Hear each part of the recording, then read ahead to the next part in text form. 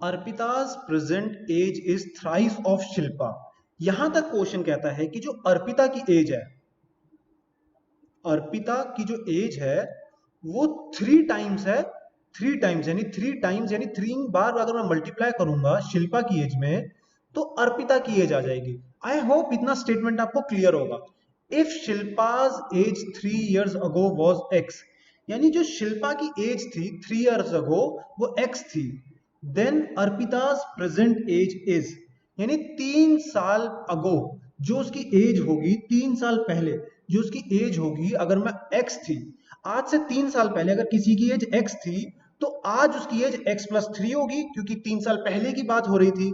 अगर 3 साल पहले की एज एक्स थी और आज की एज x+3 हो गई फॉर शिल्पा, ये एज हो गई है शिल्पा की। सो ये जो है प्रेजेंट एज ऑफ शिल्पा। तो अर्पिता की प्रेजेंट एज क्या होगी?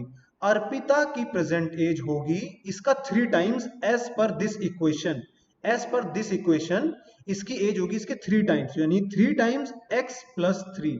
Then the Arpita's present age is 3 bracket में x+3। अगर मैं ऑप्शन देखूं तो मेरा करेक्ट ऑप्शन है डी, यानी 3 times of Shilpa's age is Arpita's age. So I hope ये क्वेश्चन आपको एकदम क्रिस्टल क्लियर होगा।